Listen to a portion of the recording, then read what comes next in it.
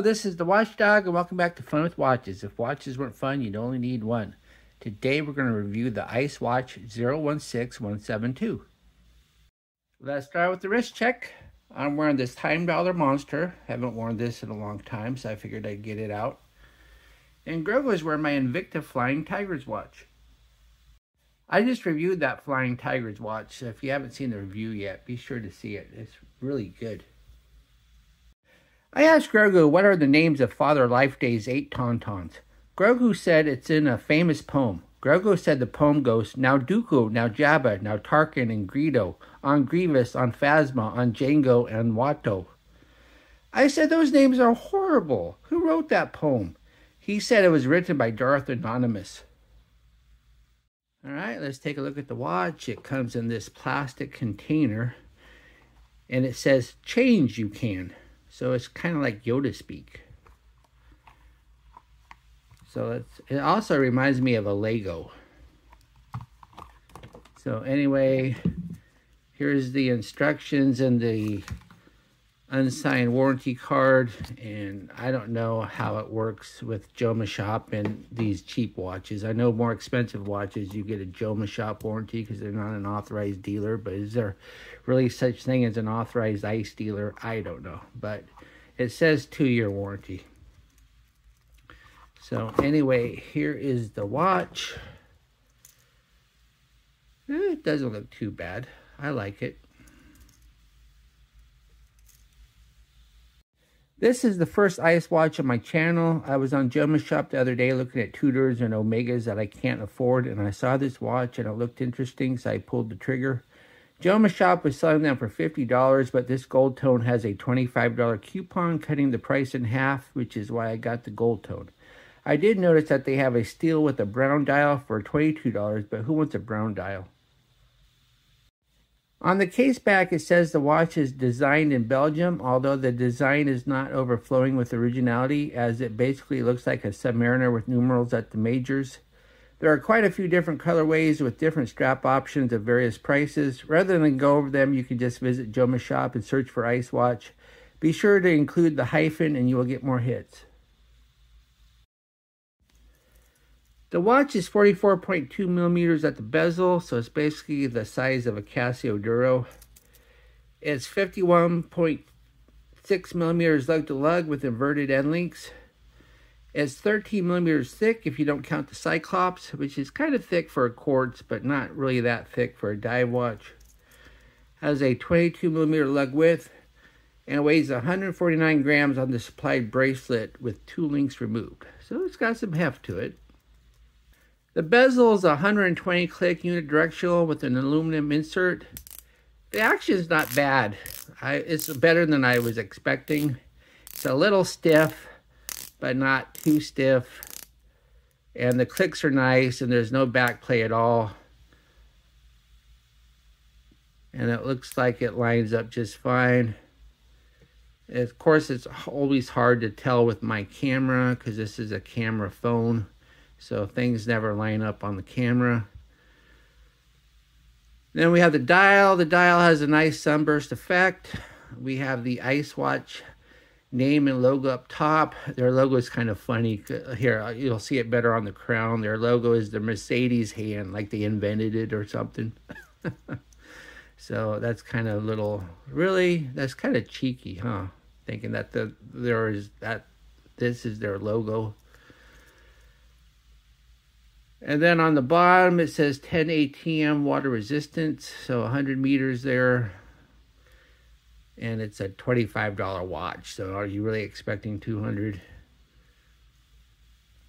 Then we have the indices, which are dots, and then we have numbers at the 6, 9, and 12. But look at the 12. The 6 and the 9 are nice and bold, but the 12 is not. So, of course, the 12 has 2 numbers, so maybe they just wanted to keep it nice and thin.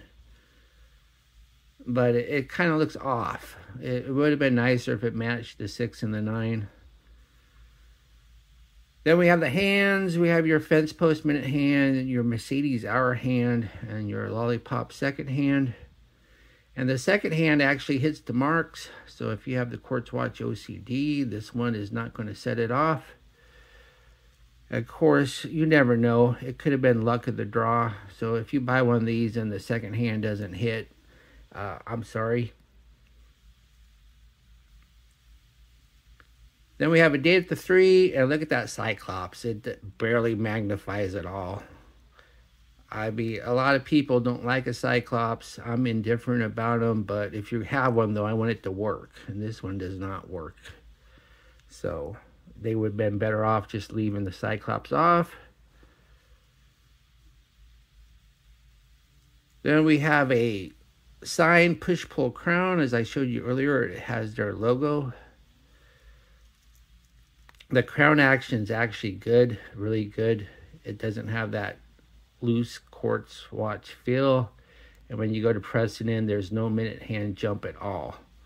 So that's nice. You can set it accurately without being annoying. You don't have to hold the crown or do anything stupid like that. So that's good. Then we have the crystal. Of course, you're going to get mineral glass at this price. You're not going to get sapphire. But I'm fine. I never scratch up my crystals. I'm perfectly fine with mineral glass on a watch this price, because if it was sapphire, you wouldn't get any decent AR coating, and then it would look bad. And then we have the case. I actually like the case. The case is very well done. It's probably the nicest feature of this watch because it feels really solid. Well, because it is solid. Has nice brushwork. I like it. It's shaped good too because it's not straight. The lugs curve down, so it helps this big watch wear a little bit smaller. So I think they did a really good job with the case. Then let's take a look at the case back. We have a screw down. It gives the website, so a little modern there. Then it gives the model number, says Ice Watch. And then at the bottom it says designed in Belgium. Original Japan movement. And then it says made in China though. And it does say all stainless steel, and I believe him. This does not look like a plated alloy. It feels solid.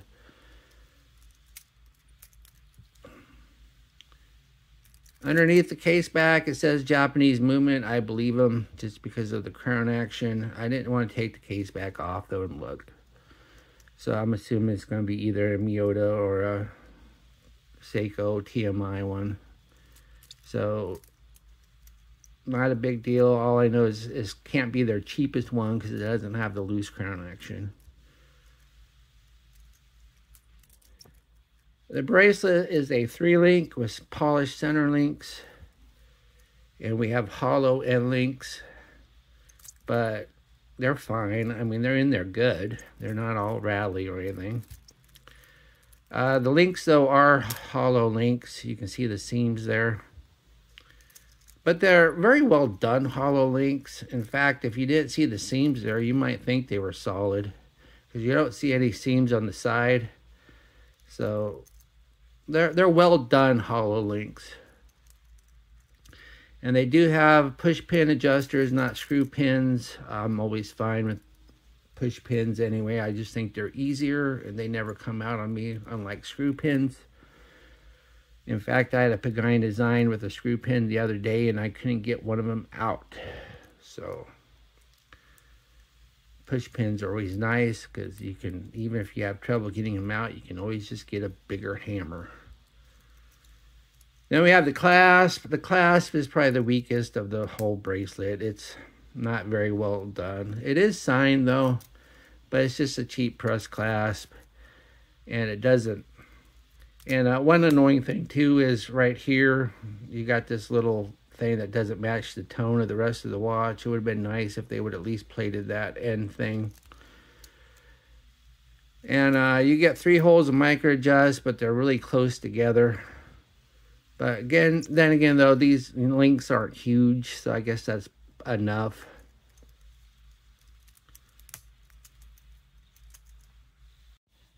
Here's the watch, my 7.5-inch wrist. Once again, it wears nice because those legs curve down. So it sits nice and flat on the wrist. It is a big watch though. Well, it's, like I said, it's the size of a Casio Duro. So if you think a Duro is too big for you, then this is too big for you. But then again, I prefer a little bit larger watches. So I know the trend now is for smaller watches, but I'm not a huge fan of that trend. Of course, this is probably as big as I'd ever want them to be. Anything bigger would be too big. But I like the size. But I only removed 2 links though. So if your wrist is bigger than 8, you're going to need more links. Of course, at $25, you could just buy 2 of them, steal the links out of one, and put a strap on the other. Here we are in the loom room. Since this is my first ice watch, I didn't have anything for a reference, but I wasn't expecting much. As we speed up the time, the indices and the second hand and lollipop fade almost immediately, but it is the hands that matter, and they are much better, but not great. The loom pip seems to be keeping up with the hands, which is a good thing. Not bad, really, considering what I paid for it. What do I like about this watch? Well, I like this solid steel case. I think they did a good job with the case. It has good bezel action with no back play. The second hand hits the marks, and there's no annoying minute hand jump when you set the thing. What are my gripes and groans? The Cyclops barely magnifies. Cheap press clasp. Bracelet could be longer. And the index loom is a joke. Do I recommend this watch? Sure, provided you get it for $25. It looks nice, and even though there have been some budget watch shortcuts, it doesn't feel chintzy and cheap. It has good wrist presence, and I enjoyed wearing it. Well, thank you for watching my review of the Ice Watch 016172. And I will be back with the unboxing video. I got a watch from AliExpress the other day, and that will be my next thing to do. Be sure and like and subscribe to my channel. Bye.